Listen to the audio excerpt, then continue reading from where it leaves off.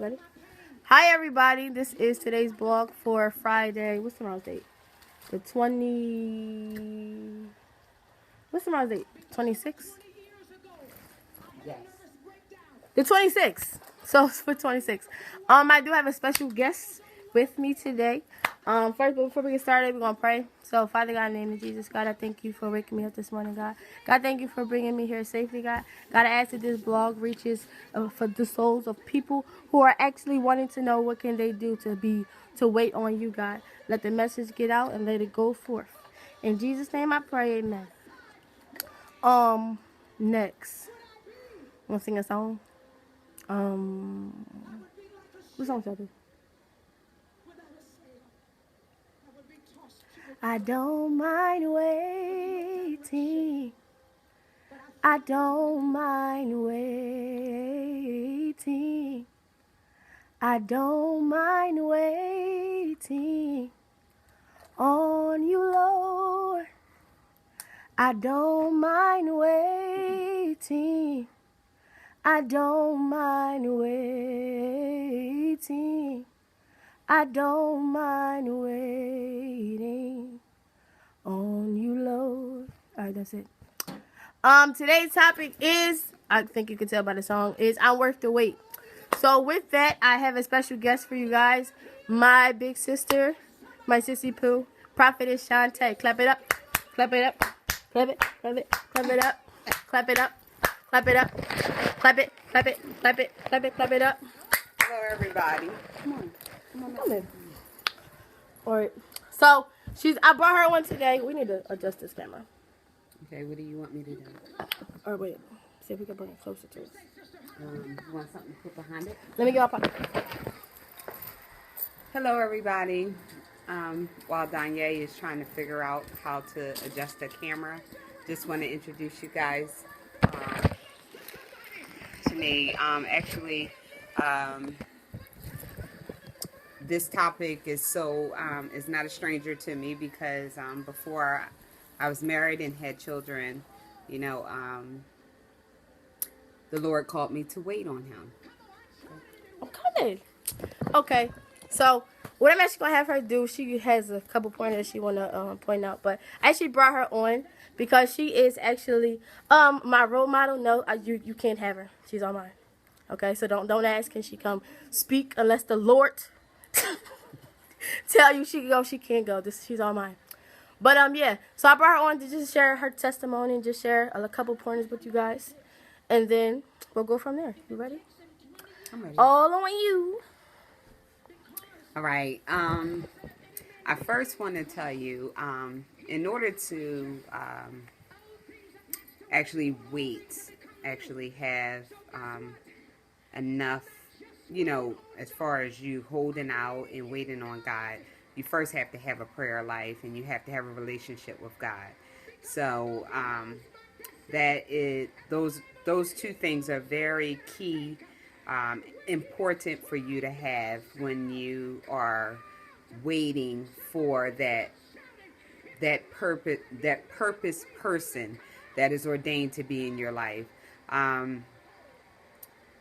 A man that finds a wife finds a good thing. Is not for the women out there that want to go and just try and find a wife, or the young lady that's trying to find someone.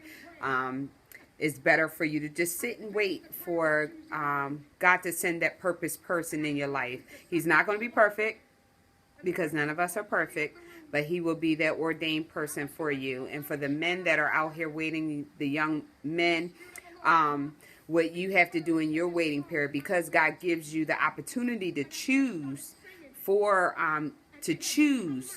you have the opportunity to choose. You're the one that finds the wife and finds a good thing.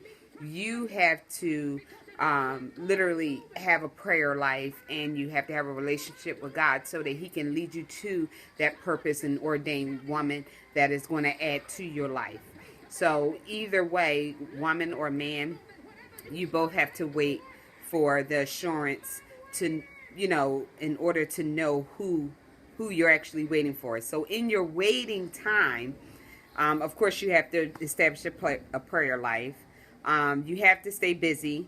So that is the key important thing to do. Also, you have to stay busy.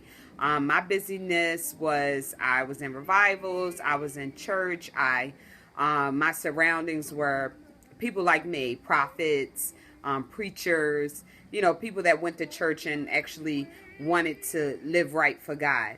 On top of that, I had two jobs that by the time I got home, I was too tired to even think about anything. Did I have hormonal issues? Yes, I did. And I can truly, truly say that God did help me with those hormonal problems. They got exceedingly high at times, but I just thank God for Him keeping me and just giving me the strength just to hold on and wait for the person that I'm with now. Number two, once you establish a relationship and a prayer life, you have to have accountability, not only to God, but to yourself. You have to be accountable. You could come up with excuses and say, "Oh, my hormones are bothering me. I'm getting old. My biological clock is ticking. I can't wait no more. Why I gotta wait for him? It's all or why can't I just be with her? I love her. It doesn't matter whether she she let me stay as long as I want. You have to be accountable to yourself. You have to have a curfew, because everybody knows hormones don't have a time period. They don't say, okay, now it's time for us to rage. Hormones will rage in the morning, afternoon, or night. But if you are accountable to yourself and accountable to God, then you don't have to worry about, doing things that your hormones tell you to do. So you have to have a curfew. So if your hormones rage at 9 o'clock, then he or she gotta go. Period. If your hormones rage when you go to the movies, then you need to take some friends with you. If your hormones rage when you kiss, then hey, you can't kiss. I believe, my own personal opinion, I believe that kissing kind of takes you further into, your hormones raging. So you want to kind of stay away from things that's going to get you to want to do things that's not going to help you to wait. The next thing I can say you will need to have is patience. You have to have patience to wait on whomever God has ordained to come in your life. How you do that, you have to stay in your word. You have to constantly stay before Him and surround yourself with people that are God-oriented, that are stronger than you. Surround yourself with those people that will pray for you when you feel like you have gotten to your wits' end.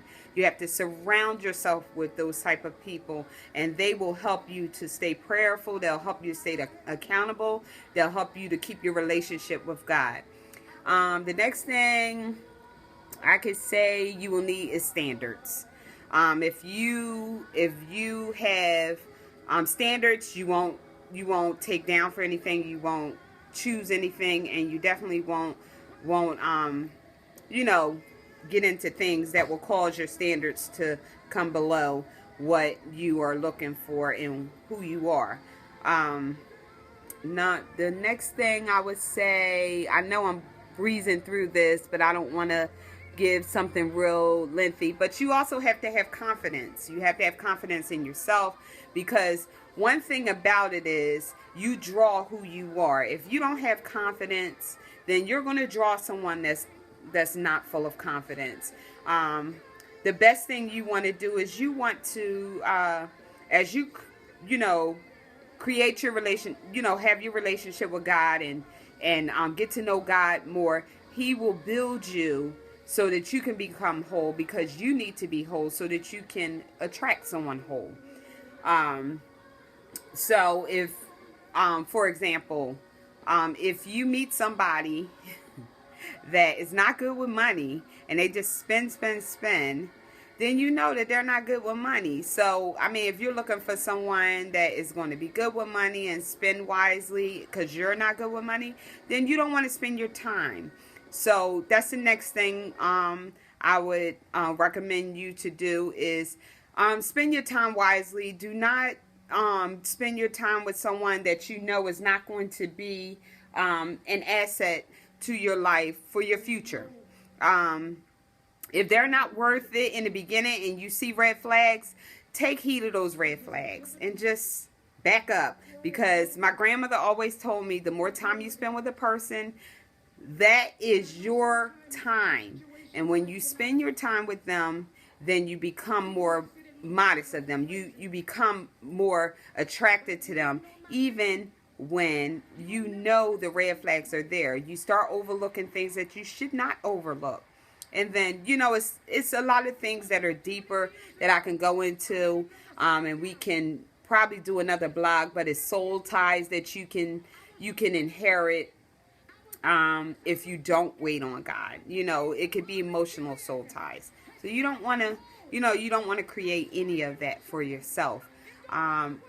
The best thing that I can recommend you to do is just really get to know who God is. Surround yourself with friends, family, spiritual people that's going to help you pray and push you into your destiny that God has ordained you to be in, so that you can be whole and he can give you a discernment to know that when that man comes up to you, you will know who he is by your discernment. And when that woman comes, you will know that she's your wife. Because I met my husband 13 years ago. When I met my husband 13 years ago, I was not looking for nobody. I was tired.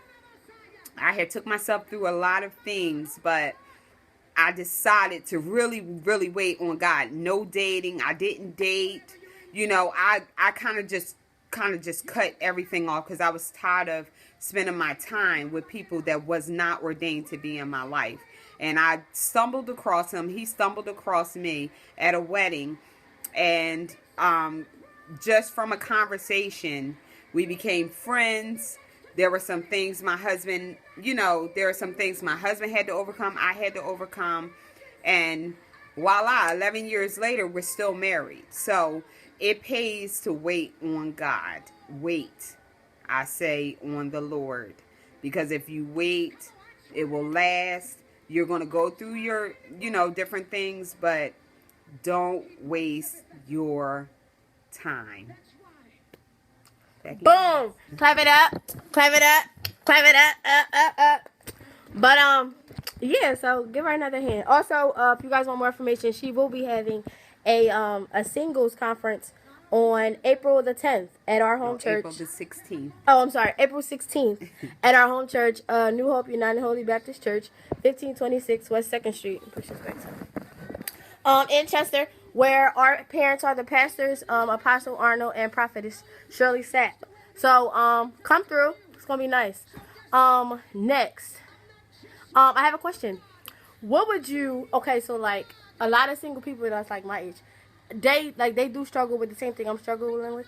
What would you say to the people who don't have a you in their life? If they don't have a you, have a me in their lives, like I got, like if I have an issue, I could just call you, like, listen, fix this, or like what to do. But what would you say to people who don't have a you? Like, who do they?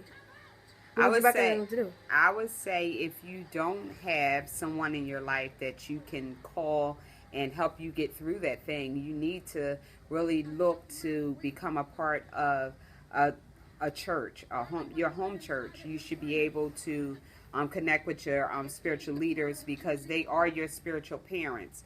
So just as your parents would look at someone and say, they are not the one that you should be with, your spiritual leaders should be able to help you through your hard times. Because my grandmother was my spiritual leader. Even though she was my grandmother, she was my pastor.